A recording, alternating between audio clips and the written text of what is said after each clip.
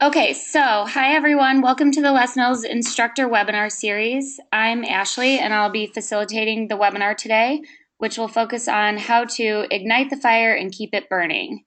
I'd like to introduce our presenter, Marlon Woods. Marlon is originally from Cincinnati, but was stationed in Augusta, Georgia while serving in the U.S. Army. He first became certified in body combat in 2015 and then certified in body pump in 2016. Aside from teaching, he also owns a club in Augusta and works for the NSA. Before we get started, a couple of items to note. If you have questions or comments throughout the webinar, you can type them into your control panel chat box, and we'll answer as many of them as we can towards the end of the session. And we will also send out a recording of this webinar, so be on the lookout for that follow-up email. And with that said, I'll hand it over to Marlon. Good afternoon, everyone. I first want to start off by saying how much of a pleasure it is to be speaking with you this afternoon. The webinar series topic I will be covering is igniting the fire and keeping it burning. All right, we're going to jump right into it. So our objectives for this presentation today are understanding the importance of group fitness, talking about the consumer matrix and what the participants want from our classes, how to generate interest in group fitness and grow your classes, how to keep those new members coming back for more, and how to connect with the newer people in your classes. So in the fitness industry, which we all work in, retention continues to be one of the biggest issues that clubs have. Typically, there's a 50% attrition rate each year at these clubs. Group fitness helps us with that. So this is a quote from a lovely lady, Jacqueline Kellogg. She is also a national trainer presenter on the TAP team, and she said that no one ever ran across the parking lot for a treadmill. She first said that to me at a training a few weeks ago, and it didn't really resonate with me until I actually saw someone running across the parking lot for a group fitness class.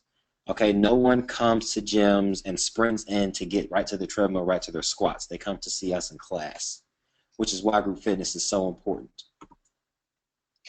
It is so important because when asked the single main reason for why people attend classes, the two top answers were location and great exercise classes.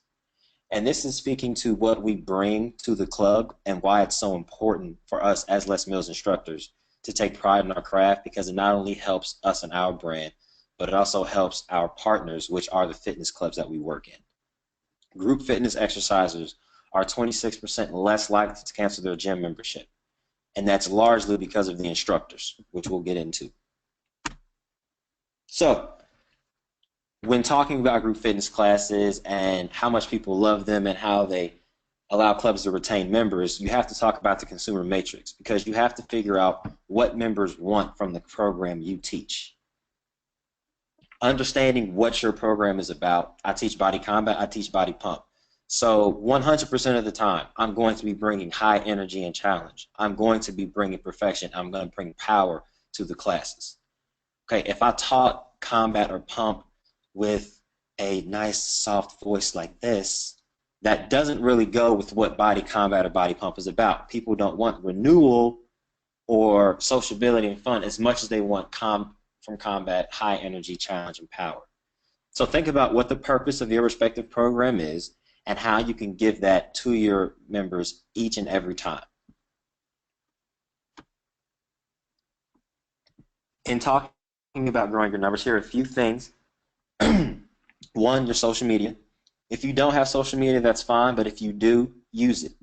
Okay, I know each club has specifics about filming in class and pictures in class, but if you can, post about when your classes are, the class times, if you're having a lunch especially. I take video of my classes often. I've worked that out with my GFM and with the club management, and people love when we have those videos, and it draws people in and gets them excited.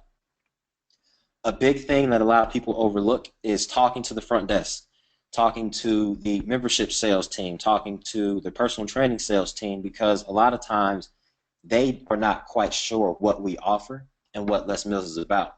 So since those are the people on the front lines, and they are usually the first people or prospective members talk to, you want to get in contact with them so they understand what Les Mills can bring to the club and make sure that they introduce the members to that. Aside from that, yourself bringing energy and excitement to class, you are by far your biggest billboard, guys. By far your biggest. If you are high energy, if you are excited, if you are passionate, they will feed off of that, and they too will become excited and have massive amounts of energy in your classes and in others, and that keeps them coming back. And that moves into the next thing, creating ownership and belonging. What this means is you want to create someone like a clique or a cult, almost cult like, almost. We don't want to create cults, Les Mills. You want to have a sense of belonging. Okay, combaters are a certain type of people. Flowers are a certain type. Pumpers are a certain type. You want to create that ownership and belonging in your class. Launches. I do themes every so often. They wear football jerseys, or we all wear black, or we all wear gloves one day, or anything. I have finger lights and disco balls that I bring to class, especially at launches. Doing those things makes your class different. It makes it different from other programs. It makes it different from freestyle classes. It makes it different from personal training and lifting weights. And that fun is what people come for. That sense of belonging and that excitement is something you can bring to class while also giving them an excellent workout. And then, of course, generating buzz and interest. Your biggest class sometimes may not be your launch, but it may be after your launch. If you can get 5 or 6 new people in there and they all have friends, your next class, they may bring 2 of their friends. The next thing you know, you got plus 10, 15 people in your class after a launch. Use those events, use social media, and make sure that you always come to class energized and excited about it, because they'll feed off of that, and people walking past may see, who's that instructor up there? Some people may be enticed. Some people may think that person is crazy. Either way, you're generating interest. All right. So having a great team of instructors is the best thing you can do for your business or for your class, or the business being the club that you teach at. The reason I say that is because one of the questions that people ask, which of the following do you most prefer from a fitness class instructor? The number one answer was someone who coaches intelligently. Les Mills is special because we work that in to our coaching model. Your layers 1, 2, and 3, your connection, your performance, that is all about coaching intelligently. Someone entertaining was number 2. Someone who looks or moves in a certain way was 3, tied with someone who cares about me getting something from the class, and someone who I have a personal connection with. Being entertaining is awesome, and looking the part is even better, but if you're an entertaining person and you look the look, you walk the walk, if they have no idea what to do in class, or if they're confused about what's going on, that frustrates people. If you've ever seen someone in a class and they're unsure, or they're offbeat, or they're always one step behind, people feel like they're not getting the most out of the classes when that's happening. So someone who coaches intelligently is extremely important, and that goes into nailing our layer 1 cues, nailing our layer 2 cues, working in layer 3 when possible, so then we know, everybody knows what they're doing, how many of them they're doing, how fast they're doing it, where they're doing it at, and most importantly, why they're doing it. That intelligent coaching is what keeps people coming back to your classes. So, how do we keep them in our classes? So, say we have 20 people in our class, and we got some people who we're bringing in. It's the first of the year, and we got some new people in there. So, motivating your members is extremely important. The more motivated your members are, the more empowered they'll be, and the more likely they are to come back to class. However, it's not just about you extrinsically motivating them or talking to them about how they'll look or how they'll feel all the time. In some sports psychology classes that I've been taking, the number one thing that creates motivation is autonomy. And what that means is putting the ball in your members' court. Allow them to make their own decisions and give them options. Those options and those decisions empower them. Tell them they can choose whichever option they please. It's their workout. They can choose their level. Take it here if you can. You can also go here. That sense of independence, that creates intrinsic motivation because then they feel like they are in control of their workout, not you. Yes, you were there, but you're there to guide them. My 100% is different from someone else's 100%, or my squat weight may be different than someone else's squat weight. But constantly ingraining in them that it is their workout and they are in control of it creates that independence and that autonomy, and they feel like they're doing the workout more so than you just telling them to. The second part is sincerity. This is all about being the ultimate you. Being authentic is extremely important. Our members are not blind, they're not naive. They can tell when someone is trying a little too hard. And I'm sure we've all seen those instructors or people in our everyday lives who just try a little bit too hard, and you can tell that it's not sincere, it's not coming from an authentic place. This is about being you, as I said before, not the presenters from the DVD, not your favorite instructor from 2 years ago, not the instructor that you want to be like. As much as Dan Cohen is my spirit animal, well, him and Beyonce, I can't be him in class. As much as I want to do all of his silly antics and his sayings, I can't be Dan in class. I can be Marlon, but I can't be Dan. Tapping into the ultimate you is going to take your class to the next level because people feed off of that authenticity and that sincerity. And believe me, they can tell when you are authentic and when you're sincere. Next is coaching. We talked about coaching intelligently before. How you coach is almost solely based on how much you practice it, how well your scripting is, and how often you do it.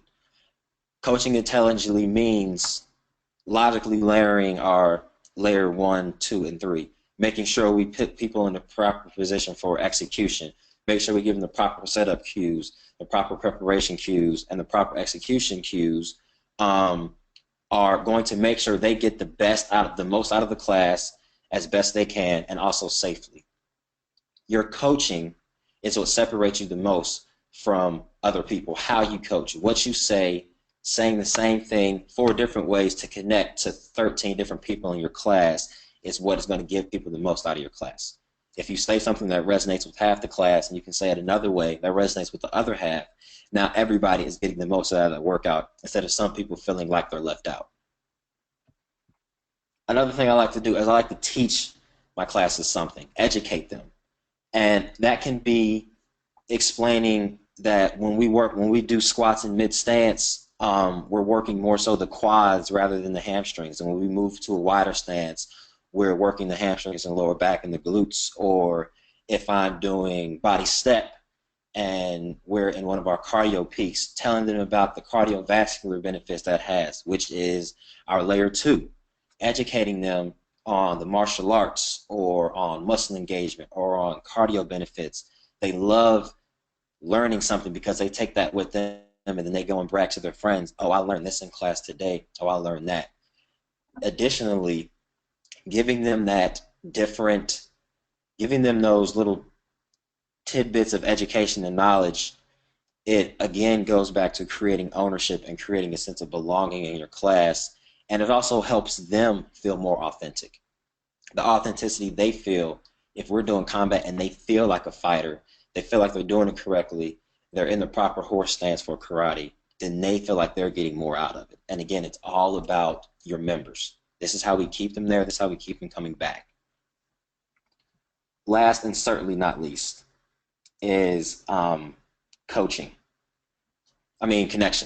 Connection. So your connection is just about you caring. And I'll spend a little bit more time on this because connection is really big for me. Number one, if you're authentic and if you're 100% present, connection comes naturally. When you come to class, it's not about you. It's not about how your day was. It's not about whether or not you worked out early that day. It's about your members. If you make it 100% about them and make yourself 100% present, I promise you that connection will come effortlessly. Make an effort to learn something about your members. I'm not saying you need to know everyone's name and their birth date and what they do for Christmas each year, but do your best to reach out and connect to members. I'm not saying you have to know everyone's name even. I get it. There's 30 plus members 3 times a week. There's only one of us. It's going to be hard to remember those names. But making an effort to even connect, ask a member or two about their day, ask them how they liked class last week or what classes they're taking this week, will create that sense of passion, that sense of connection between you and some of the members. And other members will see that and realize that you're someone who is willing to reach out. Let's talk about connecting with the back row or connecting with newer members. Instead of calling people out in the back row, instead of calling new members out, if you just do something simple like eye contact, even just the eye contact and a wink, eye contact and a nod, letting them know that you see them in the back row and that you're acknowledging them there, showing that emotion or that connection draws them in. And maybe the next week they'll be a row closer. Maybe the next week they'll be a row closer. Making sure you're connecting with the entire class is part of being 100% present. You don't want to be the instructor that's eyeballs are glued to the back wall or glued to the mirror, looking at themselves, looking at the ground. You want to look around, connect with your members so they too know that you're 100% present, and then that will bring them into the class as well. Showing emotion and showing struggle or facial expressions when you're teaching allows you to connect with members as well. If I'm doing, let's say, if I'm doing body step or if I'm doing grit and I have a stone cold poker face on the entire time, people aren't gonna be able to connect with me or empathize with me, and I won't be able to empathize with them about how hard the workout is or how good it feels. Showing them the emotion in my face and the changes in my facial expressions throughout the class connects with them in a different way. We talk about mirror neurons in our initial training modules. And if I'm showing struggle on my face, then the class can tell that I'm working hard, and then they work harder based on what they see in me. That's a way to connect without speaking. You can say no words and just connect with your movement, with your facial expressions. If you're tired, if you feel tired, if your breath gets heavier, if your speech gets more broken, then they know, okay, the cardio peak is building. We're working harder now, and then they too follow you. After class, actually care about the participants. A lot of times, I'm sure we have those participants who come in and they do the class, and after class, they want to talk for 15, 20 minutes. That's perfectly fine unless there's a class after you, but spend a few minutes with them chatting sometimes. Maybe not every class. Sometimes you have things to do, kids out of childcare, but talking with the members after class, they love talking about, oh, I love this track. What was the song for track number 5? Or, oh man, those squats really killed me this time. Spend some time talking with them, and that will create more connection and also create more of that sense of belonging. And they'll be able to see the authentic you, and kind of how you are off the stage. If you're up on a stage and you got the microphone on and you're yelling, or you're in body flow and you're this majestic angel all the time, they want to get to know who you are. So you stepping outside of that instructor role, even if it's for 2 minutes, they realize, okay, this is a real person, this is someone who I can talk to. They're actually very nice, and that keeps them coming back.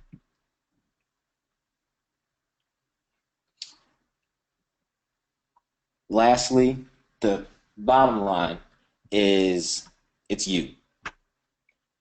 You keep them there. People come to Les Mills class for the experience, but they come to work out with you. Wherever you are, whatever club you teach in, whatever programs you teach, you have the following you have because of who you are, not because of who Gandalf is, not because of who Dan is or Rach is or anyone like that.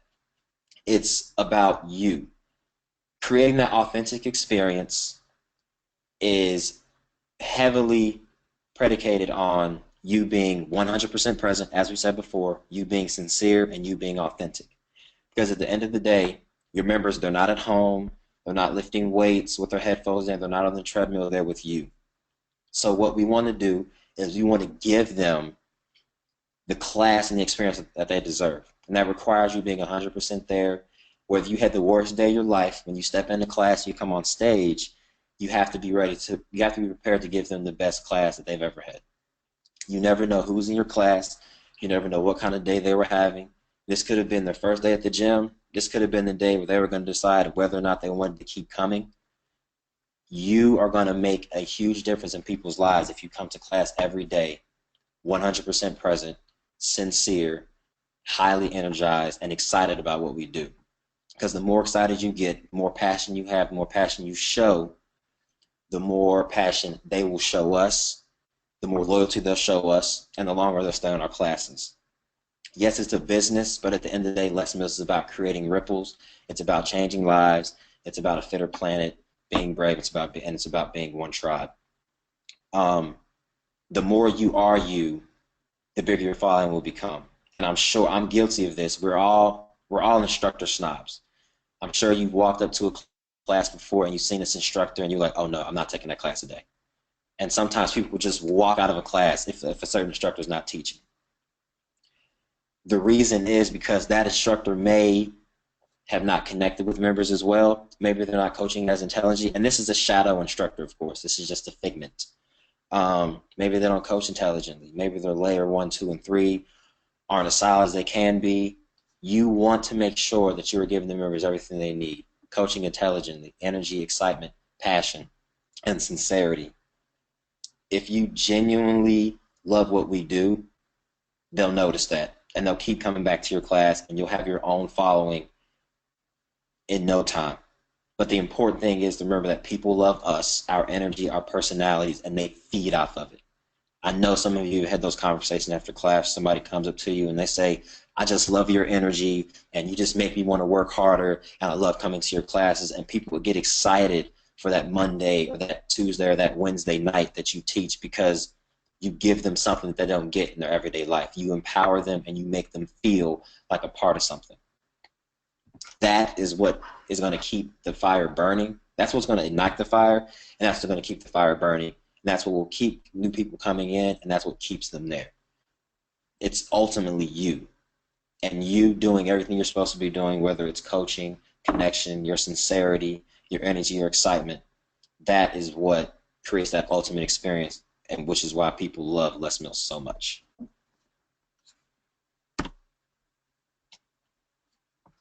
Okay. Q&A time. Okay, so this is Ashley again. We have plenty of time for questions and comments, so go ahead and keep submitting them in your control panel. Meanwhile, a couple of things to note. Later today, we will send out a link to the recording of this webinar, along with a PDF of the presentation for your records. As you know, this webinar is one in an ongoing series with new topics every month. Next month's webinar will focus on the best ways to address common class issues, and details on that will be sent out soon.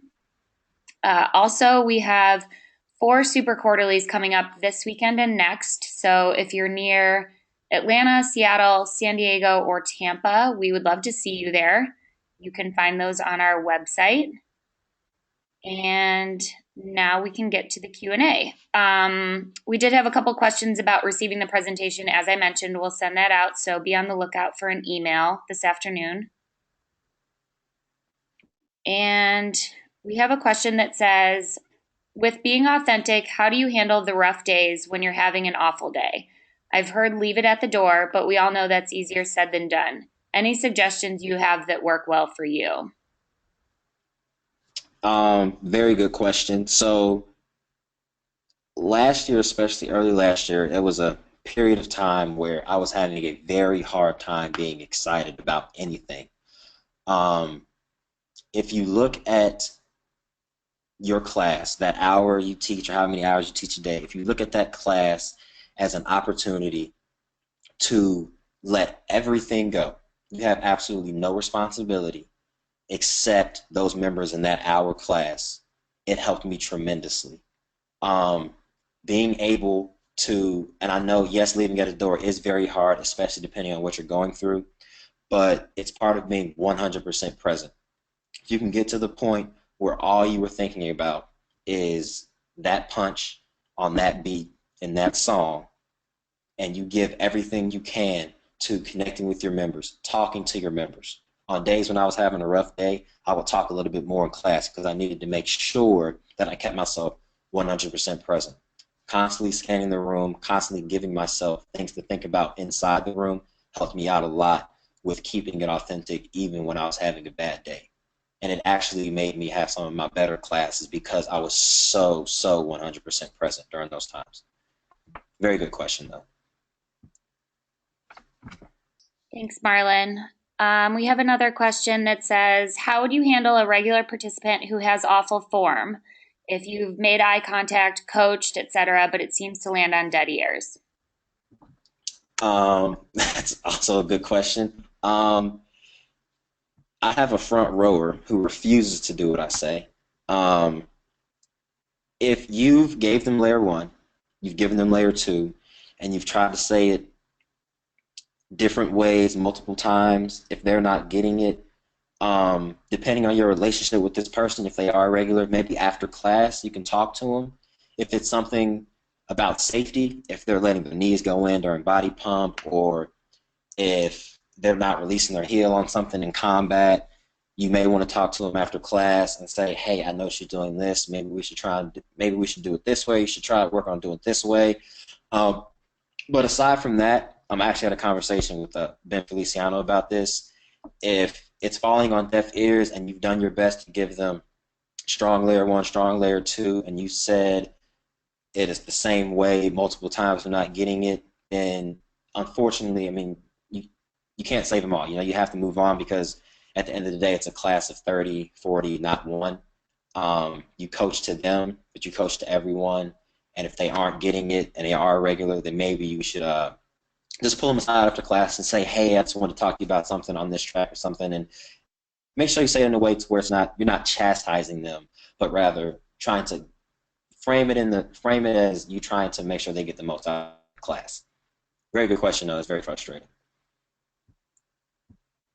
Okay. Next question says, how do I get my students to respond to me? Sometimes they're a bit quiet.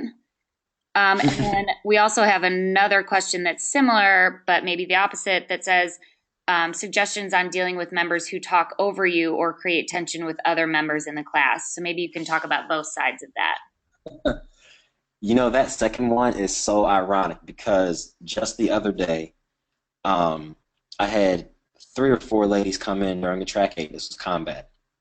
And in our combat class, track eight that's their you time. I tell them this is when I talk less, this is when it's about them. And these ladies came in and they were laughing and playing and I mean all types of things. And my members were giving them looks like they were about to stop facing the stage and start combating these women.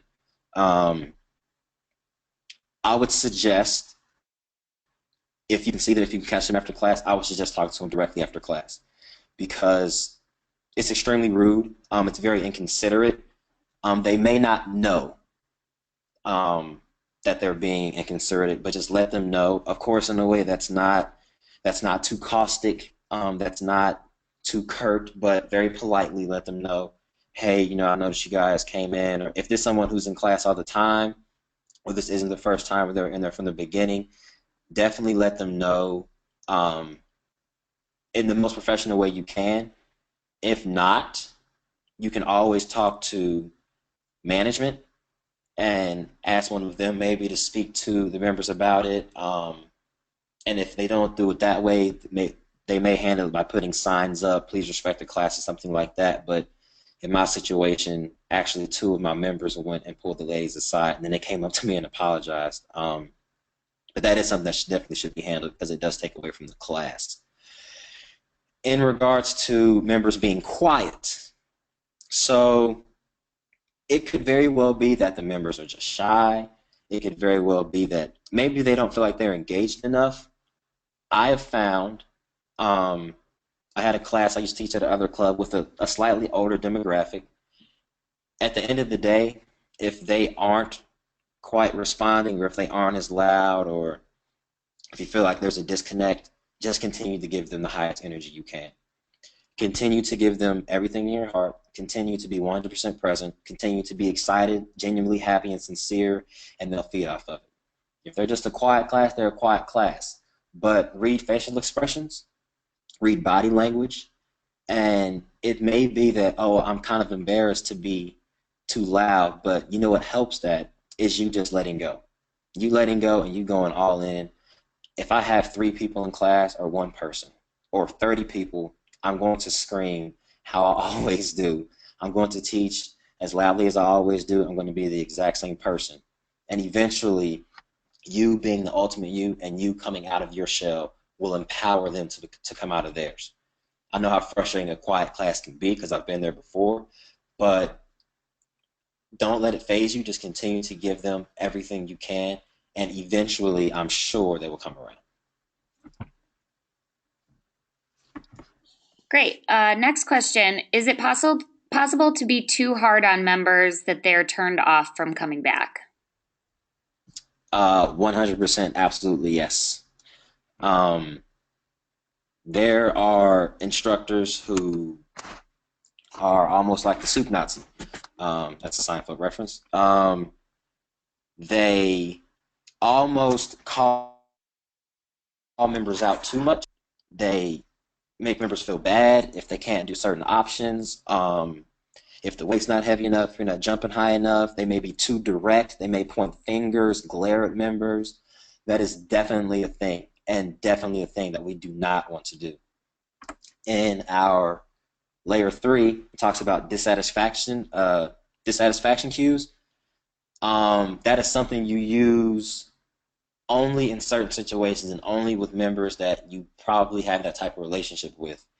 It is definitely easy to be hard on members, especially with our programs, because they're very choreographed, they're very intense, but they're very effective. And if someone's not getting it or someone's not doing it correctly, or if you feel like someone can push harder, it's easy to kind of get lost in the class and you may snap on someone or you may say something that may offend someone. So you must take special care to make sure that you make everyone feel just as empowered. There will be some people that maybe can't squat as low. There may be some people who aren't doing something right, or you feel like they can go harder, or maybe like the whole class is dragging one day, but you just continue to motivate just as you would if everybody was giving 110%. Because at the end of the day, we can't call those members out like that, and we can't make them feel uncomfortable in our classes. Your class is supposed to be fun, but it's also supposed. Bleh, let's start that over. Your class is supposed to be fun, but it is also supposed to be a place where they feel safe and where they feel comfortable coming out of their shell and working out. Our group fitness classroom is usually very brightly lit, and if it isn't, it has mirrors, and there are other people in there, and people are very self-conscious about themselves sometimes. So you want to make them feel as comfortable as possible.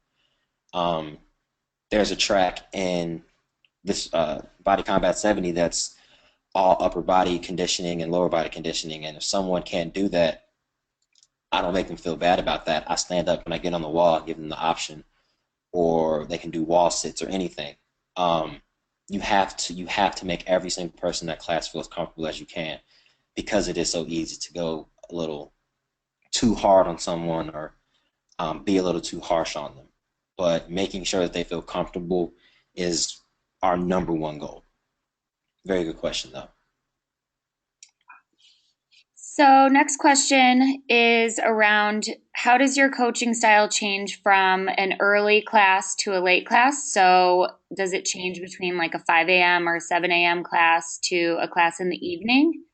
And then I think part B of this is sort of how does it change between class size? So, say you have like 4 people versus 25. So, differences between time of day and class size. First of all, let me say something, peeps. These are some very good questions. And luckily ones I know the answers to.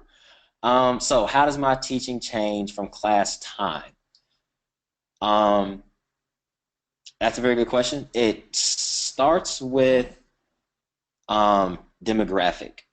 So in my situation, I used to teach a early morning class, and it was older. It was an older demographic, mostly women, but definitely older. Definitely a lot more lower options, lower impact options. Um, but my energy was the same. I will give you the greatest squat option ever or the greatest bodyweight lunge ever with the highest energy, but I can also give you that same thing doing a power jack or doing lunges with the barbell or three barbells, whatever. My energy does not change, but how I teach and the options I give does change. My energy in the mornings was usually high simply because I looked at it as a way to get people going for the day. If you're teaching a 5 a.m. class, yes, people may be tired. However, 5 a.m. people are usually a lot more dedicated, and you're almost like their pseudo coffee.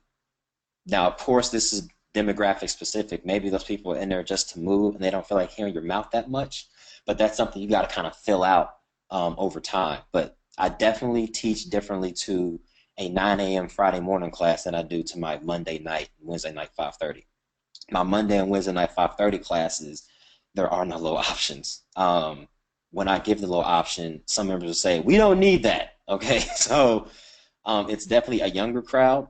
Um, Definitely a more edgy crowd in the evenings, but again, that's demographic specific. Um, Part B was I forgot.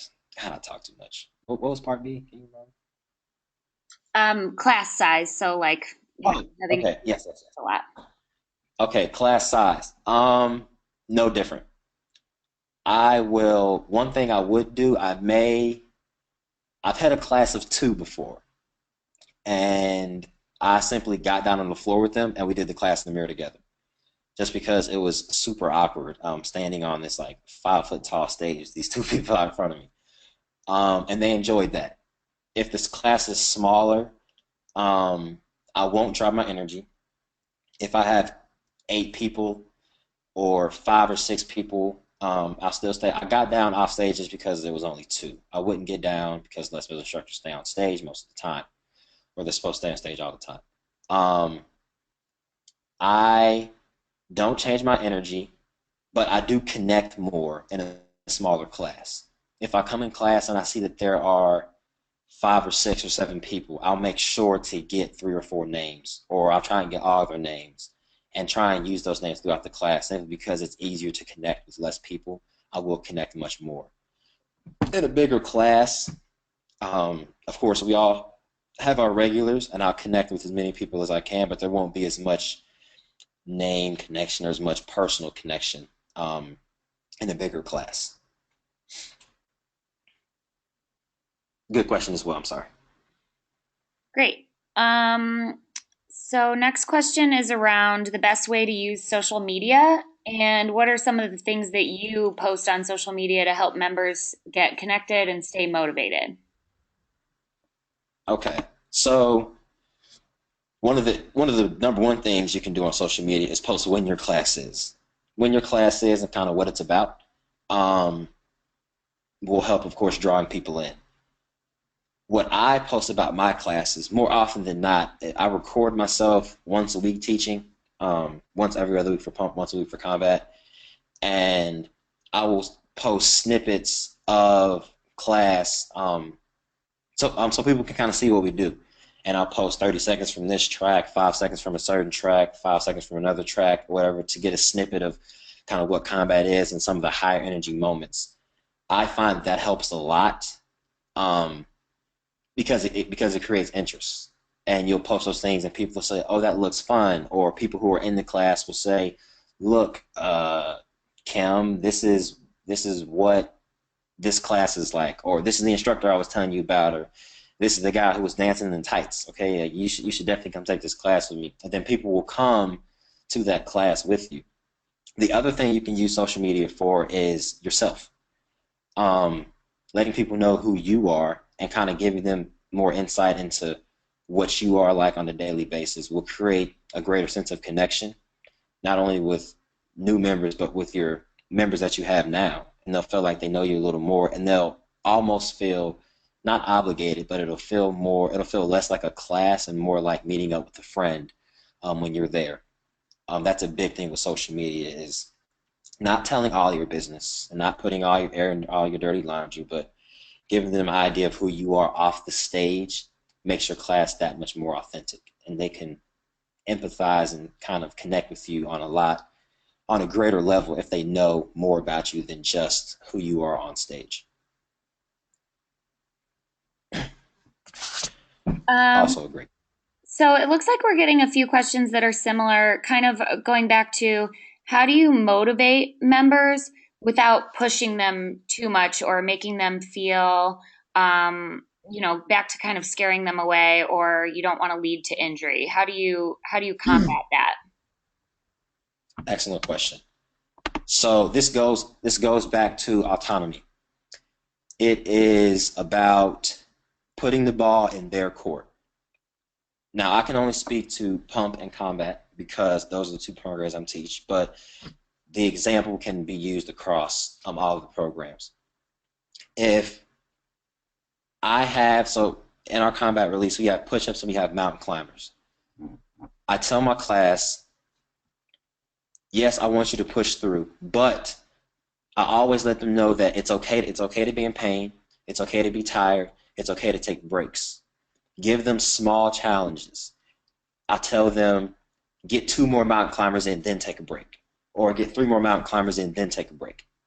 That pushes them and motivates them, but it also lets them know that, hey, this guy isn't telling me I got to do 30 seconds of mountain climbers in a row and I can barely do a push-up. This isn't him telling me I have to do 15 uh, burpees jumps or 15 squat burpees or whatever in X amount of seconds, but I can't do that. You make sure you always say your level.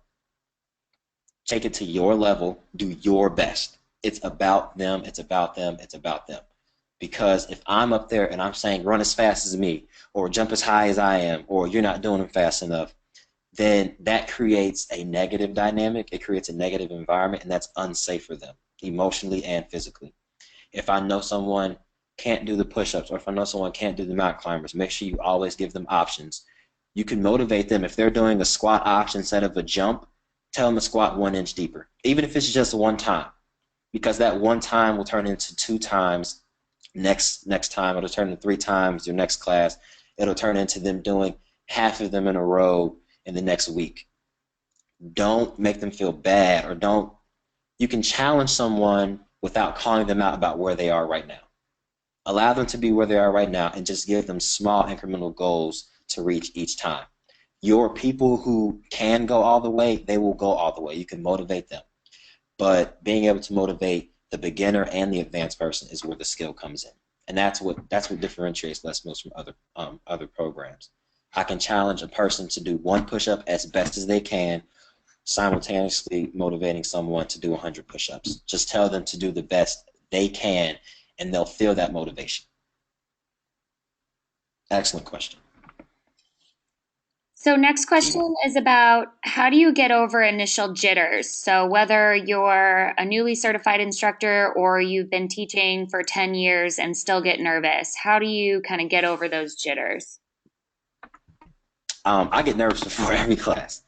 I get nervous for every class. I have dreams or nightmares about like class going awful and me falling off the stage or music going out. You have to just let go. Um, as soon as I plug my music in, as I'm walking up to the stage, I tell myself, kick butt Marlin, kick butt Marlin, kick butt Marlin. Every single class. And that kind of gets me in the zone, and allows me to just let go. Those jitters come from us being aware or worried about what people are going to think about the class. Am I going to be too loud? Am I going to have enough energy? Are they going to like who I am? Is my form going to be okay? 100% confidence will help you. And confidence comes with practice.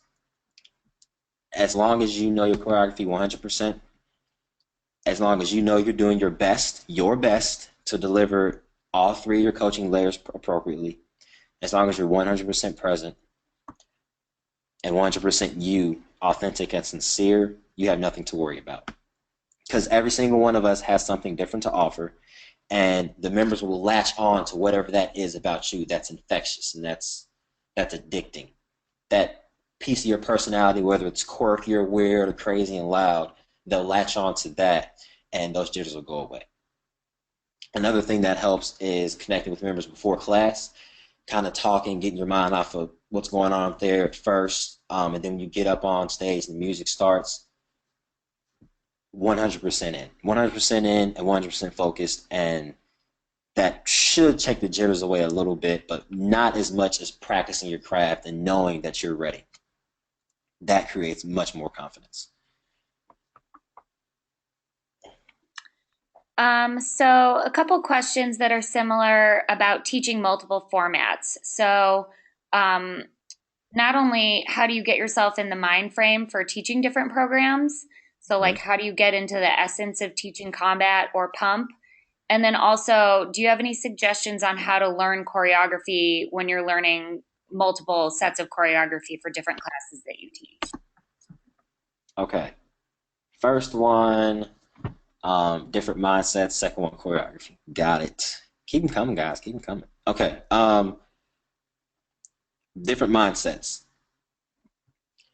Everyone has their heart program, right? That program that they love to death. It is what defines them, and for me, that's combat.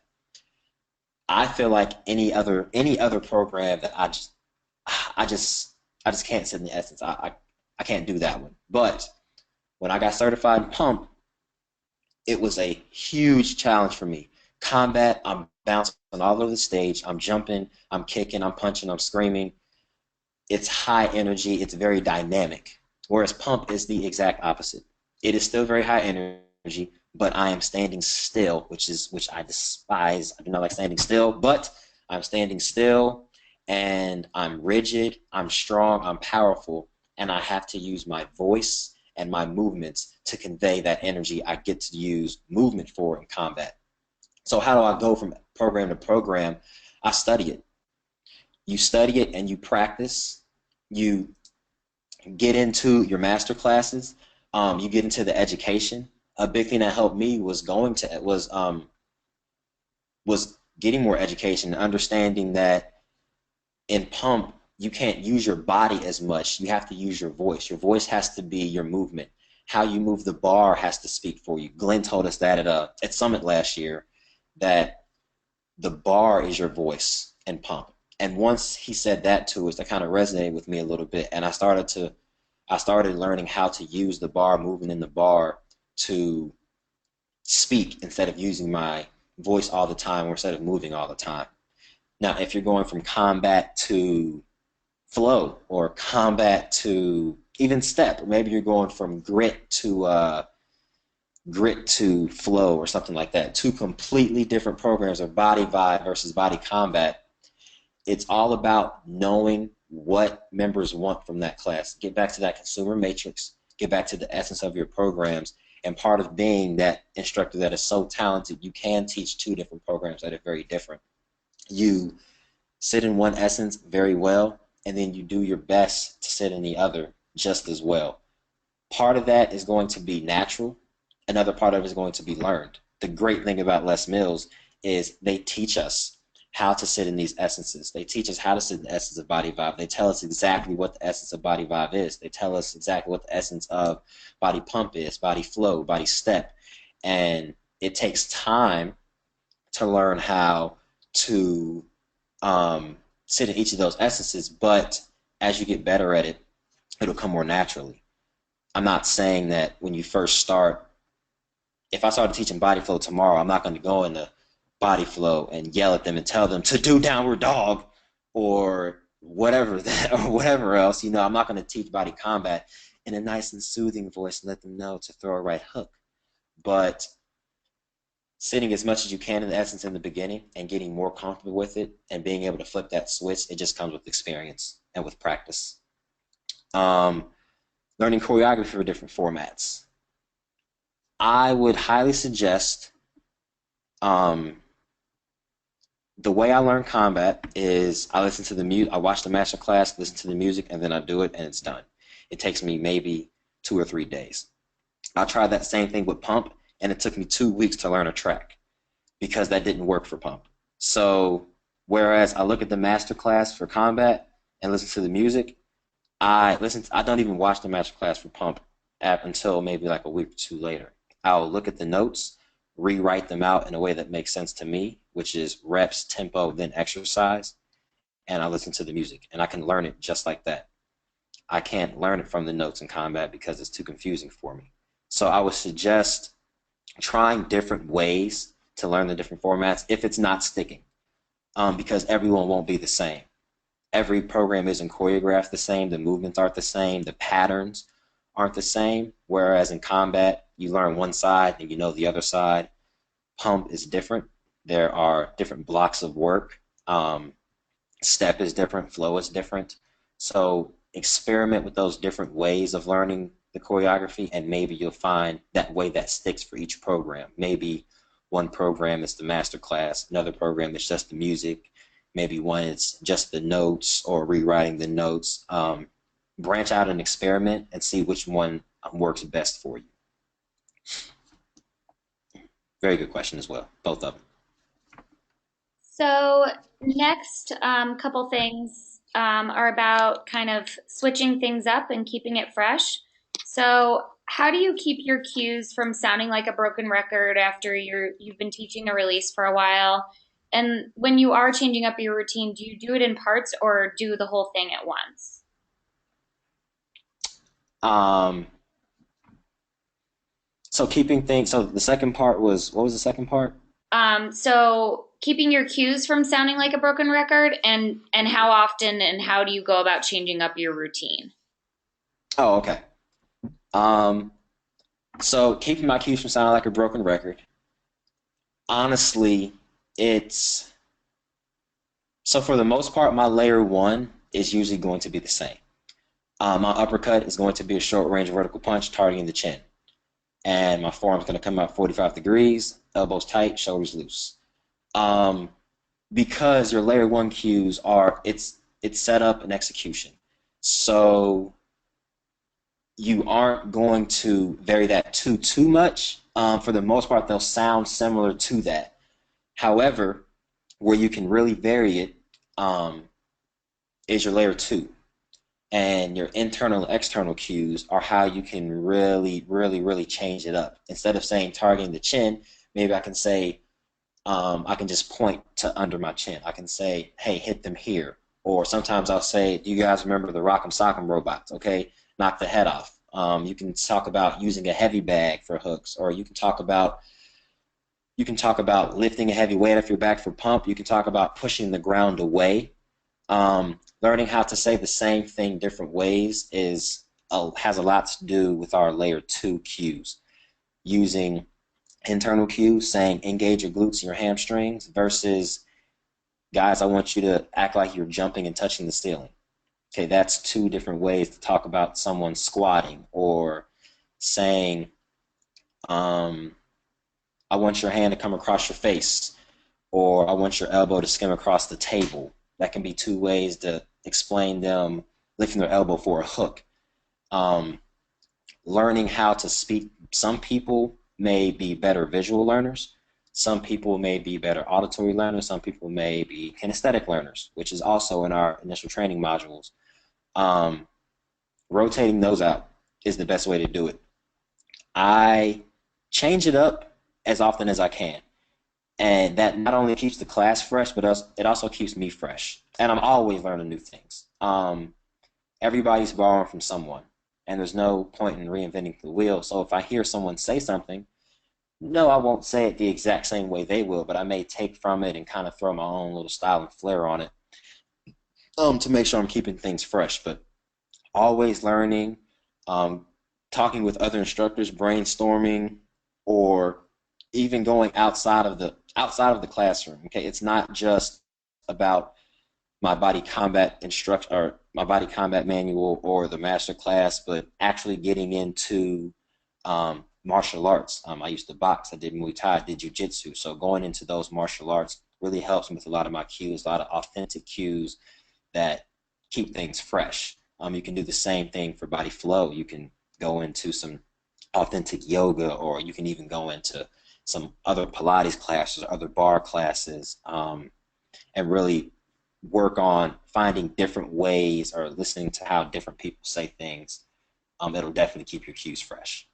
That's a very good question though, because we don't want to sound like robots. And it's really easy to watch the master class and just say what they say. But you really want to make the effort to make it as authentic and original to you as possible. So try and think about how it would make sense to you saying it. You can start there, and that'll probably start to change the way you deliver certain cues. Very good question. Something to note on that too is that Les Mills does send out tips and tricks videos along with the quarterly resources every quarter, and so those might help with some of the cues and choreography and all of that. So definitely check those out when they're sent to you. I think we have time for one more question, and I've seen a few of these come in that are pretty similar. So, Marlon, what would you suggest, or what's your advice on how to approach another instructor or a friend who's an instructor who is struggling, whether it's that they're not great at their timing, or just doing things that you think that they need help on? How would you approach them um, so that they can improve? Very good question, and that can get very, very awkward. Um, the number one thing that I make sure to do is that it comes from an authentic place. We do not wag our fingers at anyone because who am I to wag my finger at you, or who am I to wag my finger at someone else? Because we've all had issues before, we all have things we can work on. So long as you make sure to deliver feedback in a way that is inspiring and not demeaning, they should take it appropriately. Now, this is not to say that someone will not get offended, because at the end of the day, feedback is feedback, and what you're saying is that they're doing something wrong. And if this person does not feel like they're doing something wrong and they take offense to it, you tried. As long as you were respectful about it and professional, there's nothing you can do about that. But if there are instructors who say are having trouble with timing is a big one, or technique, if maybe their uppercuts aren't as good, or um, maybe their knees and step could be a little better, or whatever it is, or maybe the timing could be off a little bit. Um, be genuine about it. Be sincere about it. I would suggest reaching out and asking them to practice. That's how I do it. Um, and if anybody ever practiced with is listening, that doesn't mean that you guys were bad or anything like that. It just means that if someone is having timing issues, just reaching out to them and asking them to practice, that is a very good way to make sure that, or to work on things. Maybe there's some things you need to work on they can help you with. Maybe there's some things you want to help them with, but practicing together, just reaching out and saying, hey, you want to get together and do the master class one time, or maybe you want to get together and do it sometime, and that'd be a good way to kind of fix some of those issues, and even just bring them up in casual conversation, where it's not you just pulling them aside in the hallway or after class or even during class, which I've seen bad, and calling them out about it. But that is a very real problem, um, and it can be very tricky, because I know, especially within our tribe, you never want to make someone feel less than. You never want to make someone feel ostracized, and it's already you're already vulnerable enough putting yourself on the stage. But when something is off and someone says something to you about it, it's very easy to take offense to it. But again, if it comes from a modest, a humble, and a genuine place, I think it can be very helpful. And reaching out and asking someone to practice is a very good way to mitigate that, taking out a lot of the awkwardness. Okay, Very, very. great. So a lot of questions we got were around common class issues, which happens to be our webinar topic next month. So I encourage you to stay tuned for that and attend if possible. And I think that that concludes today's webinar. As I mentioned, please be on the lookout for the follow-up email that we'll send you. And we'd love to hear your feedback, so take a minute to fill out the survey if you can. And a huge thank you to Marlon for your presentation and tons of great answers to all the questions we received. And thank you to everyone else for joining. Thank everybody. Love you. Bye.